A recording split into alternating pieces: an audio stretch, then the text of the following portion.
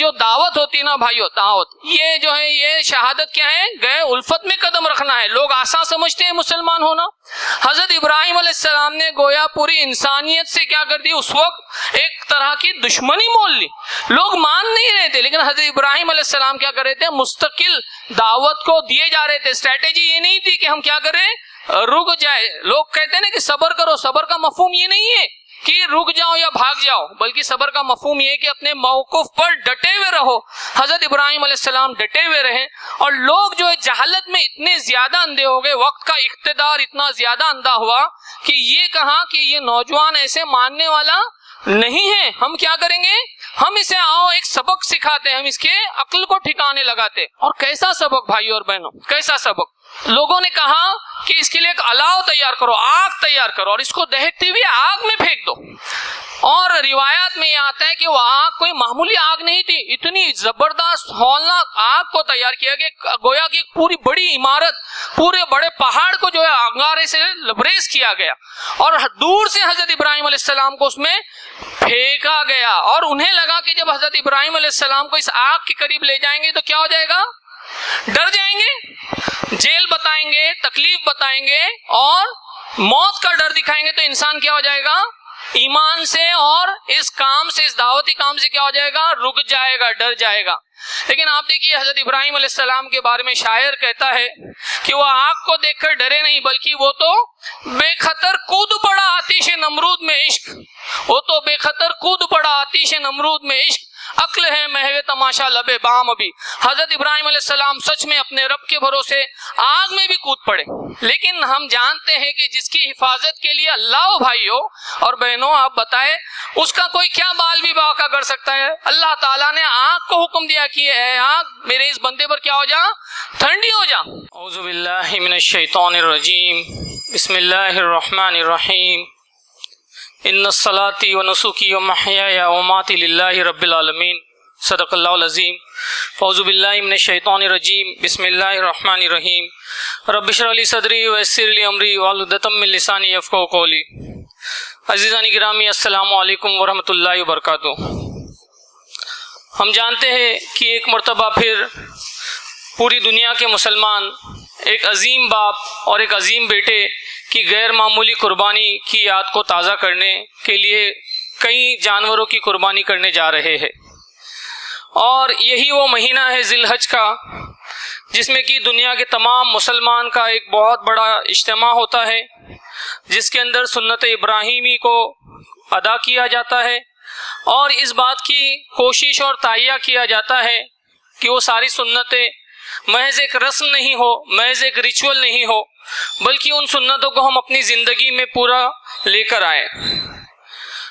इससे पहले कि हम लोग सीरत इब्राहिम अलैहिस्सलाम की कुछ यादों को ताज़ा करें और अपने ईमान को मजबूत करें, आज के इस बयान में सबसे पहले हम ये देखेंगे कि अल्लाह ताला ने अपने जलीलुल क़द्र नबी हज़रत इब्राहिम अलैहिस्सलाम को वो चंद एक फजीलतें दुनिया में क्या अता की थी।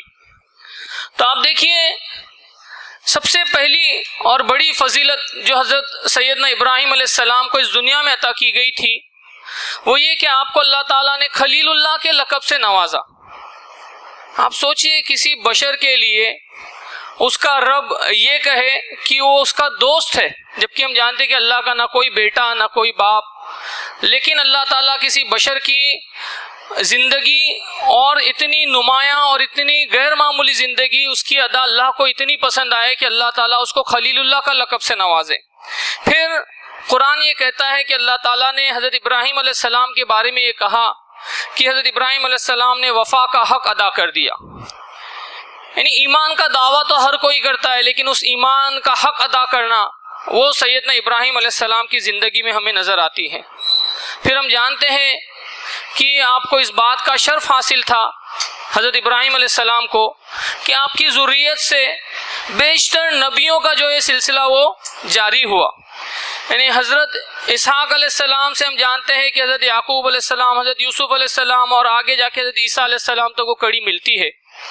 اور دوسری طرف حضرت اسماعیل علیہ السلام سے لے کر جو کڑی جا کر ہمارے پیارے نبی صلی اللہ علیہ وسلم تک آ کر ملتی ہے، اور پھر خود اللہ کے رسول صلی اللہ علیہ وسلم کی بعثت کے بارے میں بھی قرآن ہمیں یہ بتاتا ہے کہ آپ کی بعثت حضرت ابراہیم علیہ السلام کی اس مشہور دعا کا نتیجہ تھی۔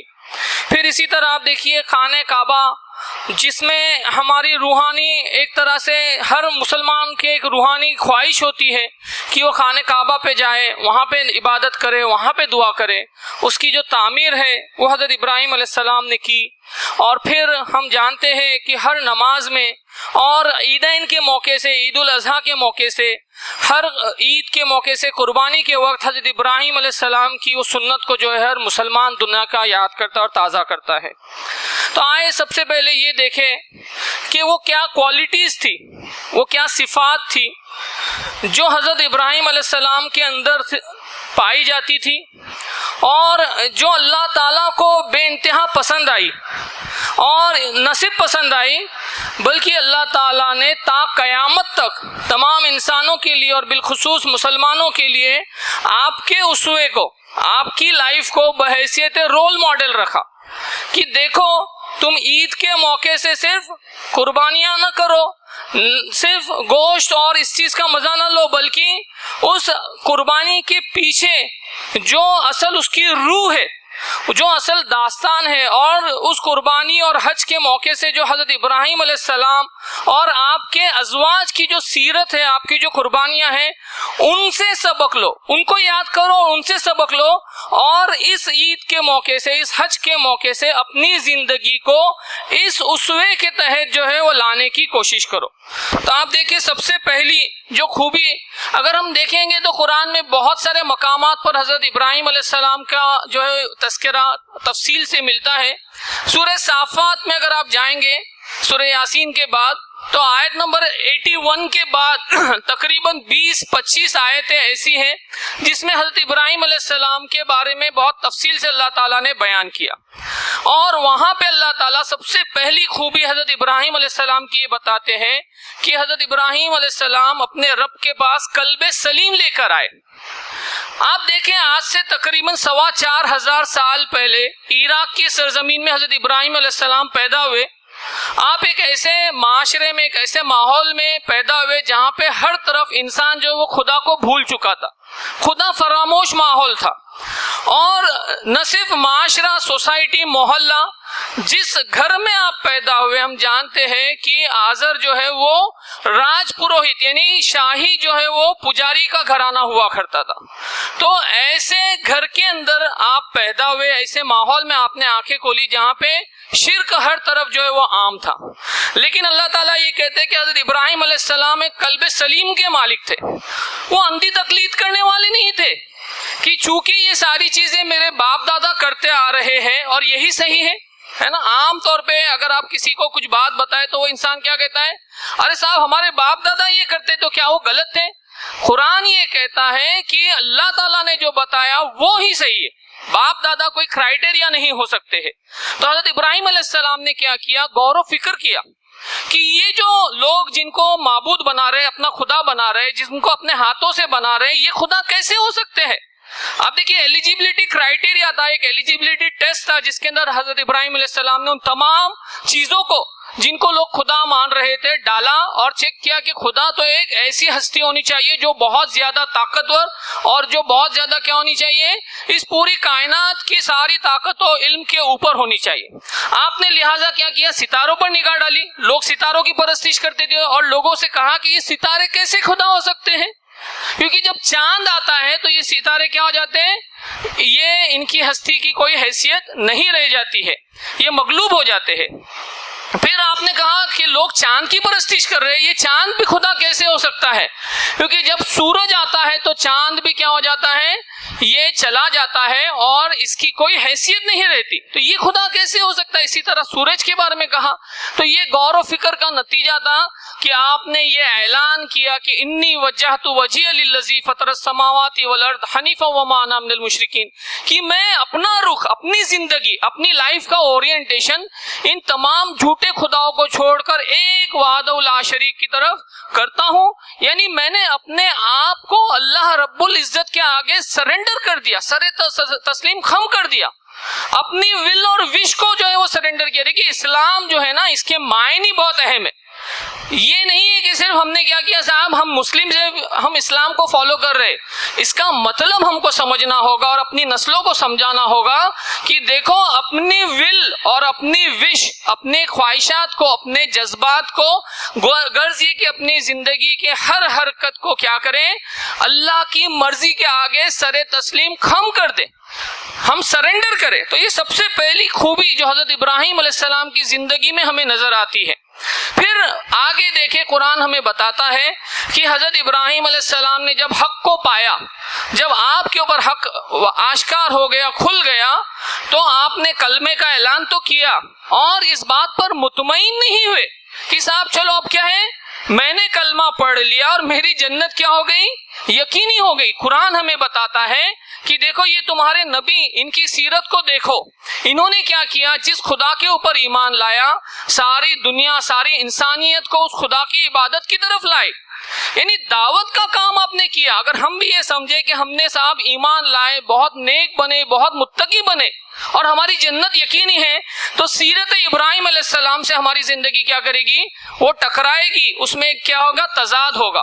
تو حضرت ابراہیم علیہ السلام نے آپ دیکھیں دعوت کا کام کیا، اپنے معاشرے کے لوگوں کو سمجھایا، گھر میں اپنے والدین کو سمجھایا، ہے نا. یہ بھی آپ دیکھیے کہ کتنا زبردست حضرت ابراہیم علیہ السلام کا اپروچ تھا. ہوتا یہ ہے کہ لوگ باہر کی آگ تو بجھانے کی بڑی کوشش کرتے ہیں، لیکن گھر میں جو آگ لگی ہے اس کی انہیں فکر ہی نہیں ہوتی. حضرت ابراہیم علیہ السلام نے نہ صرف اپنے گھر میں دعوت دی، معاشرے میں دعوت دی. اور تیسرا اپروچ آپ دیکھیے دعوت کا، وہ یہ کہ وقت کا جو بادشاہ تھا، اس بادشاہ کے نمرود کے دربار میں بھی آپ پہنچ گئے اور نمرود کو کہا کہ اللہ کی عبادت کی طرف دعوت دی. نمرود نے جب کہا کہ میں کیا کر سکتا ہوں، زندہ کو مار سکتا ہوں، تو حضرت ابراہیم علیہ السلام نے کیا کہا کہ میرا خدا کیا کرتا ہے، وہ جو سورج کو اس اور سے نکال کے اس اور لاتا ہے، کیا تم اس کا اپوزٹ، اس کا الٹا کر سکتے ہو؟ لیکن نمرود لاجواب تھا.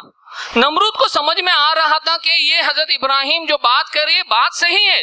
دیکھیے جو اقتدار میں ہوتے ہیں ان کو ایسا نہیں ہوتا کہ بات نہیں سمجھ میں آتی، لیکن مسئلہ اقتدار، مسئلہ کرسی، مسئلہ پاور، مسئلہ دنیا کی جو محبت ہوتی ہے وہ انسان کو کیا کرتی ہے، حق کو قبول کرنے سے روکتی ہے.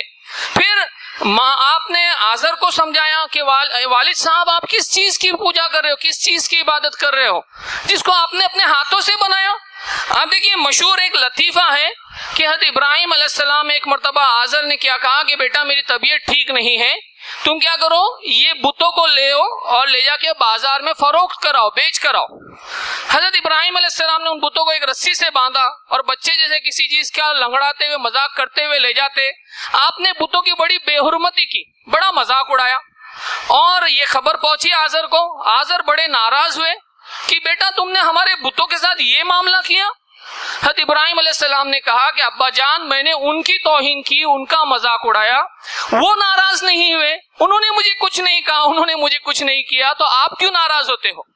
آپ دیکھیے لوگوں کی عقلوں کو اپیل کرنا مقصود تھا. ہم جانتے کہ وہ مشہور واقعہ کہ آپ ایک مرتبہ کیا کیے، لوگوں کو سمجھاتے رہے، مستقل سمجھاتے رہے. لوگ جو ہے وہ اندھی تقلید کے اندر کیا تھے، ملوث تھے کہ نہیں صاحب اگرچہ ہم کو ان سے کوئی فائدہ نہیں پہنچ رہا ہے، اگرچہ ہم کو ان سے کوئی نقصان نہیں پہنچ رہا ہے، بس اس لیے کہ ہمارے باپ دادا یہ کرتے تھے ہم بھی کیا کریں گے، یہی کام کریں گے. آپ نے لوگوں کو سمجھانے کے لیے اس وقت کا جو طریقہ تھا، ایک پریکٹیکل ڈیمو دینے کے لیے ان تمام بتوں کو کیا کیا، ایک کلاڑی لی اور توڑ دیا اور بڑے بت کے اوپر وہ کلاڑی رکھی. لوگ جب آئے، لوگوں نے دیکھا کہ ہماری بتوں کی یہ حالت کیسے ہو گئی. ان کو لگا کہ یقیناً ہو نہ ہو یہ وہی نوجوان کا کام ہے جس نے کیا کیا تھا، جو ہم کو ان سے روک رہا تھا ان کی عبادت سے. حضرت ابراہیم علیہ السلام کو بلایا گیا تو حضرت ابراہیم علیہ السلام نے کیا کہا کہ تم مجھے کیوں پوچھتے ہو، اپنے بتوں کو پوچھو.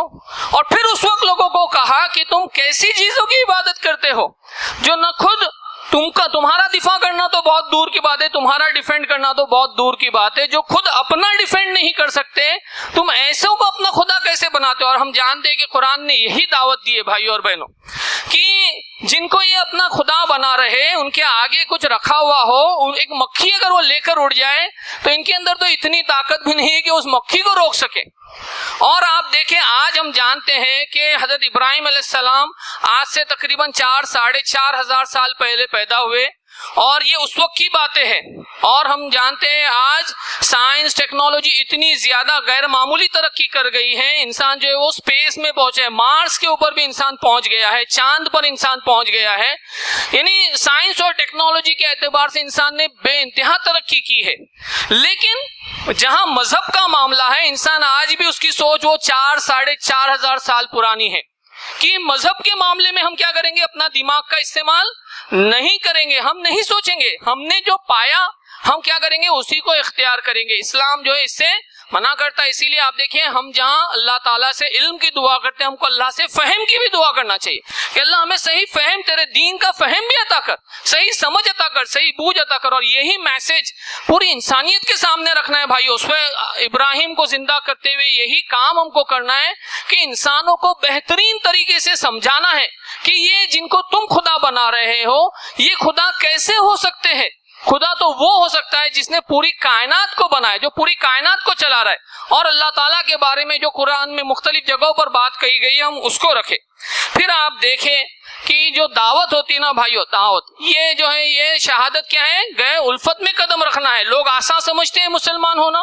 हजरत इब्राहिम अलैहिस्सलाम ने गोया पूरी इंसानियत से क्या कर दी, उस वक्त एक तरह की दुश्मनी मोल ली। लोग मान नहीं रहे थे, लेकिन हजरत इब्राहिम अलैहिस्सलाम क्या कर रहे थे, मुस्तकिल दावत को दिए जा रहे थे। स्ट्रेटेजी ये नहीं थी कि हम क्या करें, रुक जाए। लोग कहते हैं ना कि सबर करो, सबर का मफहूम ये नहीं है कि रुक जाओ या भाग जाओ, बल्कि सबर का मफहूम ये कि अपने मौक़िफ़ पर डटे हुए रहो। हजरत इब्राहिम अलैहिस्सलाम डटे हुए रहे।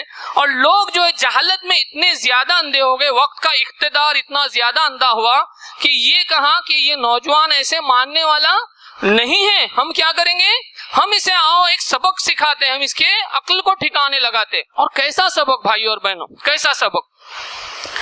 लोगों ने कहा कि इसके लिए एक अलाव तैयार करो, आग तैयार करो और इसको दहकती हुई आग में फेंक दो। और रिवायात में यह आता है कि वो आग कोई मामूली आग नहीं थी, इतनी जबरदस्त हौलनाक आग को तैयार किया गया, गोया की पूरी बड़ी इमारत, पूरे बड़े पहाड़ को जो है अंगारे से लबरेज किया गया और दूर से हजरत इब्राहिम अलैहिस्सलाम को उसमें फेंका गया। और उन्हें लगा कि जब हजरत इब्राहिम अलैहिस्सलाम को इस आग के करीब ले जाएंगे तो क्या हो जाएगा, डर जाएंगे, जेल बताएंगे, तकलीफ बताएंगे और मौत का डर दिखाएंगे तो इंसान क्या हो जाएगा, ईमान से और इस काम से, इस दावती काम से क्या हो जाएगा, रुक जाएगा, डर जाएगा। लेकिन आप देखिए हजरत इब्राहिम अलैहिस्सलाम के बारे में शायर कहता है कि वो आग को देखकर डरे नहीं, बल्कि वो तो बेखतर कूद पड़ा आतिश नमरूद में इश्क, वो तो बेखतर कूद पड़ा आतिश नमरूद में इश्क, अक्ल है महवे तमाशा लबे बाम अभी। हजरत इब्राहिम अलैहिस्सलाम सच में अपने रब के भरोसे आग में भी कूद पड़े। लेकिन हम जानते हैं कि जिसकी हिफाजत के लिए अल्लाह, भाइयों और बहनों आप बताएं, उसका कोई क्या बाल भी बाका कर सकता है। अल्लाह ताला ने आग को हुक्म दिया कि है आग मेरे इस बंदे पर क्या हो जा, ठंडी हो जा।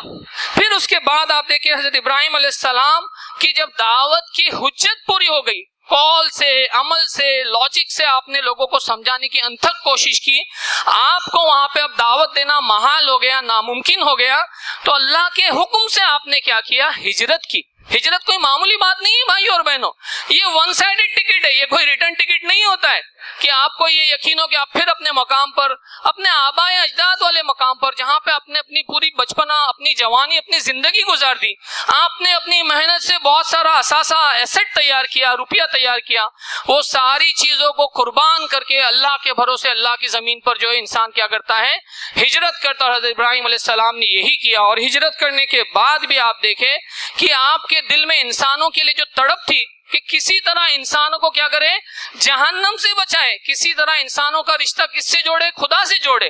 آپ نے اس تڑپ کے تحت اس وقت آپ ذرا تصور کیجئے 4,500 سال پہلے صحرا کی اس تپتی دھوپ کے اندر آپ در در بھٹکے, ملک بھٹکے, اور آپ نے کیا کیا, اس دعوتی کام کو آپ کرتے رہے. اور پھر اس کے بعد قرآن ہمیں یہ بتاتا ہے کہ وہ وقت آیا کہ حضرت ابراہیم علیہ السلام کو لگا کہ یہ کام میں کر رہا ہوں, تنہا کر رہا ہوں, میرے بعد کوئی میرا جانشین ہونا چاہیے. کیوں ہونا چاہیے؟ کیوں اولاد کی خواہش ہوتی ہے کہ میرے بعد میرے اقتدار کو سنبھالنے والا کوئی ہو, میں نے یہ جو پراپرٹی, یہ جو بینک بیلنس, یہ سارا جو بنایا ہے اس کو سنبھالنے والا کوئی ہو, یا میری ونش کو جاری رکھنے والا کوئی ہو. آپ دیکھیں نبی جو ہوتے ہیں نا بھائی اور بہنوں, وہ ان ساری چیزوں سے بے نیاز ہوتے ہیں. ان کی سوچ جو وہ آفاقی سوچ ہوتی ہے, وہ یہ چاہتے ہیں کہ جس کام کو وہ کر رہے تھے, جس کاز کے لیے انہوں نے اپنی پوری زندگی لگا دی, اس کاز کو جاری رکھنے والا ان کے بعد کوئی ہو. لہٰذا آپ نے اللہ سے دعا کی. روایات میں آتا ہے کہ تقریباً 80 سال کی عمر میں, 80-90 سال کی عمر میں جب انسان کیا ہوتا ہے, اس کو لگتا ہے کہ اب اس سے کوئی اولاد نہیں ہو سکتی, لیکن آپ دیکھیے اللہ پہ ایسا توکل ہے کہ اگر میرا رب چاہے تو بظاہر یہ کام جو ناممکن لگتا ہے یہ بھی ہو. آپ نے اولاد کی دعا کی, اور کیا دعا کی, کیا خوب دعا کی کہ اللہ تعالیٰ مجھے ایک نیک صالح بیٹا عطا کر. آپ دیکھیے اگر آپ نے اولاد تو آپ کے اللہ تعالیٰ نے دی, لیکن اگر وہ اولاد کے لیے آپ نے لاکھوں کروڑوں روپیہ بھی چھوڑا, لیکن اگر اولاد کی تربیت نہیں کی, اولاد نیک نہیں ہوئی, تو آپ یقین جانیں کہ جو مال, جو دولت آپ اپنی اولاد کے لیے سمیٹ کر گئے ہیں نا, جس کے لیے آپ نے, اللہ معاف کرے, لیکن ہو سکتا ہے 1 نمبر 2 نمبر 3 نمبر کسی نمبر کا لحاظ نہیں رکھا, یا حلال بھی ہو, لیکن اولاد اگر آپ کی نیک نہیں ہے تو وہ سارا مال ان کے لیے وبال جان بن جائے گا. دنیا میں بھی ان کی آخرت بھی برباد کرے گا, اور ساتھ میں آپ کی بھی آخرت برباد کرے گا. تو اصل چیز اولاد کے سلسلے میں یہ کہ اولاد نیک ہونا چاہیے, اس کے لیے کوشش کرنی پڑتی ہے, اس کے لیے دعا کرنی پڑتی ہے, اس کے لیے محنت کرنی پڑتی ہے.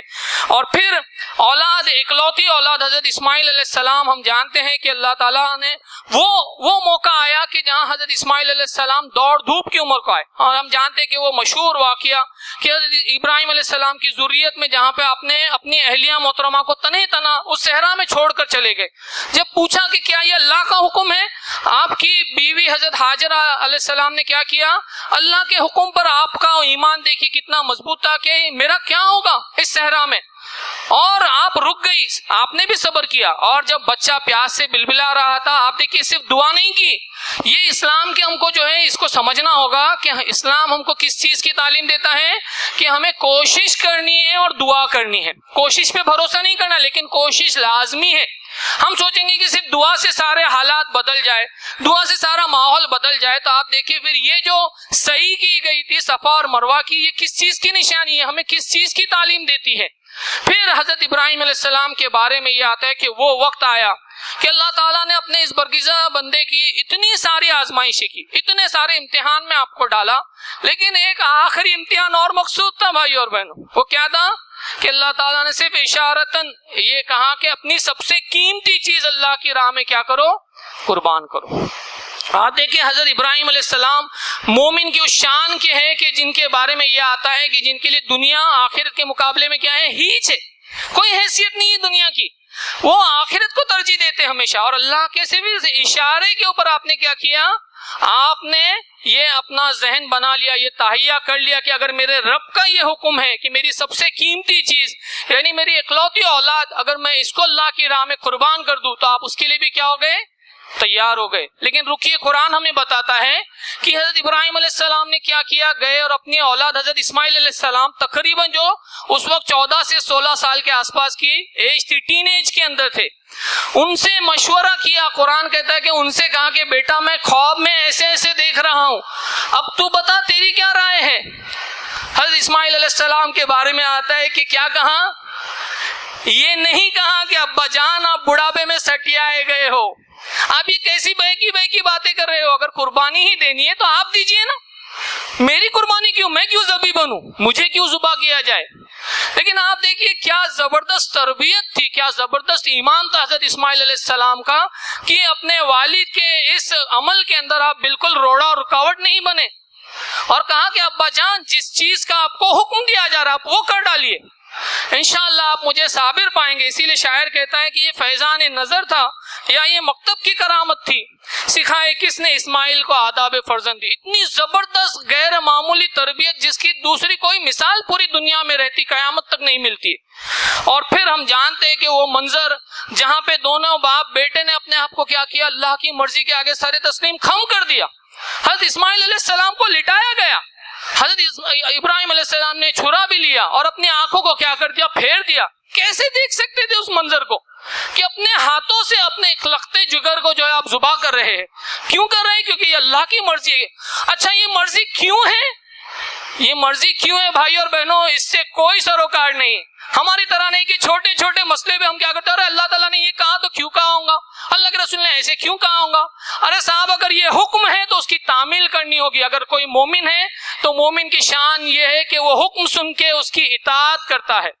اور اللہ تعالیٰ کی بھی شان آپ دیکھیے کہ اللہ تعالیٰ نے کیا کیا, آسمان سے اور جنت سے ایک دمبا بھیجا حضرت اسماعیل علیہ السلام کی جگہ. کیوں؟ کیونکہ اللہ تعالیٰ کو خون مقصود نہیں تھا, اللہ تعالیٰ تو صرف ٹیسٹ کرنا چاہتے تھے, صرف چیک کرنا چاہتے تھے. اور یہی بات ہماری قربانی کے بارے میں آتی ہے کہ اللہ تعالیٰ کے پاس نہ قربانی کا گوشت پہنچتا ہے نہ خون پہنچتا ہے. اصل تو تقویٰ ہے کہ کیا ہم اپنی سب سے قیمتی سب سے عزیز ترین چیز کو اللہ کی راہ میں اپنے ہاتھوں سے قربان کرنے کے لیے تیار ہے یا نہیں. تو بھائیو اور بہنوں, حضرت ابراہیم علیہ السلام کے بارے میں یہ ایک مختصر سا تعارف یا مختصر سی باتیں قرآن میں سورہ صافات کے حوالے سے. اصل چیز وہ کیا ہے کہ کیا صرف ہم حضرت ابراہیم علیہ السلام کے بارے میں سنیں خوش ہو جائیں؟ کیا صرف ہم حضرت ابراہیم علیہ السلام کی اس سنت کو ہر عید کے موقع سے زندہ کرے, ایک ریچول ایک رسم کی طرح اس کو ادا کرے, گوشت کھائے اور خوش ہو جائے, دوست احباب سے ملے اور خوش ہو جائے, حج کے موقع سے حج کرے اور ہماری زندگی میں کوئی پریورتن کوئی چینج نہ آئے, عمرہ پہ عمرہ کرے اور ہماری لائف میں کوئی چینج نہیں, ہمارے معاملات جہاں تھے وہیں ہو. آپ دیکھیں آج ہم یہ چاہتے ہیں کہ ہم لوگ عہد کریں کہ 6 باتیں جو حضرت ابراہیم علیہ السلام کی زندگی سے ہم کو ملتی ہے, یہ 6 باتیں ہم انشاءاللہ اپنی زندگی میں لائیں گے. کیجیے عہد انشاءاللہ. سب سے پہلی چیز حضرت ابراہیم علیہ السلام کے بارے میں یہ آتی ہے کہ حضرت ابراہیم علیہ السلام نے جب اللہ کے آگے سر تسلیم خم کر دیا تو وہ مکمل سرنڈر تھا, کوئی ایچ پیچ نہیں تھی اس میں, نو ifs and buts. مطلب اپنی لائف کی ہر چیز, اپنی عبادت اللہ کے لیے, معاملات میں جیسے اللہ نے کہا ویسے معاملات کر رہے. یہ غلط ہے تو غلط, صحیح ہے تو صحیح. آپ کے معاشرت, آپ کی شادی بیاہ کے طریقے, آپ کے اموات کے وقت کے جو طریقے, ہر چیز اللہ کے حکم کے مطابق ہو. یہ ہے اصل میں اطاعت اور مکمل اطاعت. ہماری بزنس, ہماری معاشرت, ہماری سوسائٹی, ہماری پالیٹکس, گھر, زندگی کی ہر چیز مکمل اطاعت میں ہو. دوسری چیز وہ یہ کہ حضرت ابراہیم علیہ السلام کے اوپر بڑی سے بڑی تکلیفیں اور آزمائشیں آئی, لیکن آپ کا رویہ کیا تھا, آپ کا اپروچ کیا تھا بھائی اور بہنوں؟ آپ نے کبھی شکوہ نہیں کیا. ہمارے ساتھ کیا معاملہ ہوتا ہے, ہم بہت آسانی سے کہتے ہیں کہ او گاڈ, اے اللہ, وائی می, میں کیوں, اتنی ساری مصیبتیں صرف مجھ پر ہی آنی تھی, یہی مصیبتیں مجھ پر ہی آنی تھی, باقی لوگوں پر نہیں آ رہی آتی. کہ مومن کی یہ شان نہیں ہوتی. مومن جب آزمائشیں آتی ہے تو وہ صبر کرتا ہے کہ یہ اللہ کی مرضی ہے. اور یہ بات بھی آپ سمجھ لیجئے کہ جتنی جس پر آزمائشیں آ رہی ہے, اللہ کی ایک سنت ہے کہ اللہ تعالیٰ کو جو فرد جتنا مقصود ہوتا ہے, جتنا محبوب ہوتا ہے, اس پہ اتنی زیادہ آزمائشیں بھی آتی ہے. تیسری چیز وہ یہ کہ حضرت ابراہیم علیہ السلام کی زندگی کا مشن کیا تھا, کس مشن کے تحت اپنی زندگی گزاری, تو وہ ایک لفظ میں اگر آپ اس کا جواب دیں گے تو وہ دعوت ہے. انسانیت نواز تھے, انسانیت کی فلاح بہبود تھی, جس کے لیے آپ نے اسے اتنی ساری تکالیف اٹھائی, در در کی ٹھوکریں کھائی کہ کسی طرح انسان جو ہے وہ جہنم سے بچ جائے, کسی طرح انسان کا رشتہ خدا سے جڑ جائے, اور انسان جو ان جھوٹے خداؤں کو چھوڑ کر ایک اصل وحدہ لا شریک کی بندگی میں آئے. چوتھی چیز جو بہت اہم اور نمایاں ہے وہ یہ کہ آپ دیکھیے اس کام کے لیے آپ اکیلے نہیں لگے رہے, آپ نے اپنے پورے یونٹ کو, پورے گھر کے یونٹ کو لگایا. آپ کی 2 اہلیہ حضرت سارہ اور حضرت ہاجرہ, دونوں کے بارے میں آپ دیکھیں کہ کتنی زبردست انہوں نے سپورٹ پرووائڈ کیا, کتنا زبردست آپ نے صبر کیا. پھر آپ کی اولادوں کو آپ نے اس کام میں لگایا. آپ کا جو بھتیجا تھا حضرت لوط علیہ السلام, ان کو بھی اس کاز کے لیے جو ہے معمور کر دیا. یعنی دائی جو ہے وہ اپنے کاز کے اندر اپنے اہل خانہ کو شریک کرتا ہے, اور اس کے لیے ویسی کوششیں کرتا ہے, اس کے لیے ویسی دعائیں کرتا ہے. یہ چوتھی بات. 5ویں چیز جو اہم ہے وہ یہ کہ اللہ تعالیٰ جب آزمائے اور اللہ کا دین جب ہم سے مطالبہ کرے، ڈیمانڈ کرے، تو اپنی قیمتی سے قیمتی چیز بھی ہم اللہ کی راہ میں کیا کرنے کے لیے تیار ہو؟ قربان کرنے کے لیے تیار ہو۔ یہ قربانی عید اضحیٰ جو ہے ہمیں اسی بات کا سبق اور درس دیتی ہے کہ کیا ہم اپنی سب سے عزیز ترین چیز کو اپنے ہاتھوں سے قربان کرنے کے لیے تیار ہے۔ جانوروں کو لائے، انہیں پالے پوسے اور ان سے ایک لگاؤ ہو اور اپنے ہاتھوں سے ان کو ذبح کیا جائے تاکہ وہ تربیت ہو کہ کل اللہ کا دین اگر ہم سے اپنی عزیز ترین چیز، چاہے وہ ہمارا وقت ہو، زائد وقت نہیں دینا ہے کہ بچا ہوا وقت ہم چاہیے اللہ کی راہ میں لگائیں گے، بچا ہوا مال اللہ کی راہ میں لگائیں گے، بچی ہوئی صلاحیتیں لگائیں گے، ہرگز نہیں۔ اپنی قیمتی چیز کیا ہم اللہ کی راہ میں لگانے کے لیے تیار ہیں۔ اور آخری چھٹی چیز جو فی زمانہ جو ماحول چل رہا ہے اس کے تناظر میں رکھنی ہے وہ یہ کہ آپ دیکھیے حضرت ابراہیم علیہ السلام بحیثیت داعی دعوت دے رہے ہیں اور آپ کے بالمقابل نفرت کا ایک ماحول گرم ہے۔ ایسا نہیں ہے کہ حضرت ابراہیم علیہ السلام کے اتنے زبردست غیر معمولی کردار کے باوجود لوگ کیا کر رہے ہیں، سمجھ تو رہی ہے بات، لیکن جہالت اتنی زیادہ غالب ہے، اتنی زیادہ حاوی ہے کہ لوگ کیا ہے، آپ کے جان کے دشمن بنے ہوئے ہیں۔ لیکن حضرت ابراہیم علیہ السلام کا ری ایکشن کیا ہے؟ آج دیکھیں نیوٹن کے لا کے حساب سے لوگ ایکشن اور ری ایکشن والے فارمولے پہ چلتے ہیں کہ اگر صاحب وہاں سے نفرت آ رہی ہے نا، نفرت، تو ہم نفرت کا جواب کیا کریں گے؟ نفرت سے ہی دیں گے اور ایسی حرکات کریں گے جس سے انسانیت کیا ہو، شرمسار ہو۔ لیکن آپ دیکھیے ہماری نبی حضرت ابراہیم علیہ السلام کی سنت میں، آپ کی زندگی میں کیا ایسا کوئی واقعہ ملتا ہے؟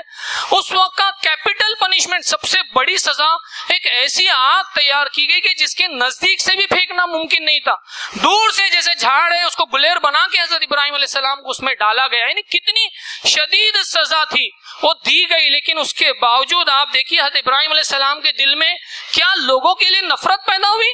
کیا آپ نے لوگوں کے نفرت کے اندر لوگوں کے خلاف سوچا کہ اچھا تم نے یہ کیا، میں بھی کیا کروں گا، اس کے ری ایکشن میں کوئی اس سے گھٹیا ترین کام کروں گا؟ نہیں صاحب، ہمارے یہاں مذہب یہ نہیں سکھاتا۔ ہمارے نبیوں کی تعلیم آپ دیکھیے، نفرت کا جواب انہوں نے محبت سے دیا ہے، شفقت سے دیا ہے۔ اور آج کے ماحول میں، آج کے ہندوستانی معاشرے میں اس کی ہم کو اشد ضرورت ہے۔ ہم کو دین کو سمجھنا ہوگا، دین کا فہم حاصل کرنا ہوگا کہ اصل میں ہمارے نبیوں کی تعلیم کیا تھی، ان کا اپروچ کیا تھا، اور وہ اپروچ کو اپنی زندگیوں میں لانا ہوگا۔ الٹپ اپنے ذہن میں کچھ آ جائے، برین واش ہو کے کچھ بھی ہم نہ کرے۔ نوجوانوں سے گزارش ہے کہ وہ نبیوں کی سیرت کو پڑھے اور اس سیرت کو سمجھے اور اسے اپنی زندگی میں لائے۔ اور آپ دیکھیے کہ آپ کو تو اپنے گھر کو بھی چھوڑنا پڑا، آپ کو بائیکاٹ اس لیول پہ کیا گیا کہ آپ کو سب کو چھوڑ کر جانا پڑا۔ کیا حضرت ابراہیم علیہ السلام نے اللہ سے بد دعا کی کہ اللہ انہوں نے مجھے ٹارچر کیا ہے، انہوں نے مجھے اتنی اذیتیں دی ہے، اتنی تکلیفیں دی ہے، تو بھی ان کے لیے کیا کرتے ہیں، آسمان سے ایسی سزا برسا؟ ہمارے نبی کے بارے میں یہ ہرگز نہیں آتا ہے، تو ہم کیسے بد دعا کر سکتے ہیں؟ ہمیں تو یہ دعا کرنی چاہیے کہ اللہ ان ظالموں کو بھی ہدایت دے، اور اکثریت جو ہے اس سے ناآشنا ہے ان کو بھی ہدایت دے، اور اس کی کوشش کرنی پڑے گی۔ سیرت ابراہیم کے حساب سے ہم کو اپنے کردار کو اس سانچے میں لانا ہوگا، اپنے زندگی کا مقصد یہ بنانا ہوگا کہ ہم لوگوں تک دعوت لے کے پہنچے، اپنے اہل خانہ کو اس کام کے لیے تیار کرنا ہوگا۔ اور نفرت کا جواب ہرگز بھی ہم نفرت سے نہیں دیں گے، ہم محبت سے دیں گے، شفقت سے دیں گے۔ اور اس راہ میں بھائی اور بہنوں، اگر وقت پڑے تو اپنی سب سے قیمتی عزیز ترین چیز بھی ہم قربان کرنے کے لیے تیار ہو، تب جا کے وہ بات پوری ہوتی ہے کہ آج بھی ہو جو براہیم سا ایما پیدا، آگ کر سکتی ہے اندازے گلستہ پیدا۔ اور شاعر یہ بھی کہتا ہے کہ آگ ہے اولاد ابراہیم ہے، آگ ہے اولاد ابراہیم ہے، نمرود بھی ہے آج بھی، تو کیا پھر کسی کا امتحان مقصود ہے؟ اللہ تعالیٰ سے دعا ہے کہ اس عید کے موقع سے، ذی الحج کے موقع سے، اللہ تعالیٰ سنت ابراہیم کے اسوے کو ہماری زندگیوں میں لا، ہمارے اندر وہ پریورتن، وہ چینج آئے کہ ہم سماج میں ایک نمایاں حیثیت جو ہے وہ ایک کردار کو ادا کر سکے۔ آمین۔ وآخر دعوانا الحمدللہ رب العالمین۔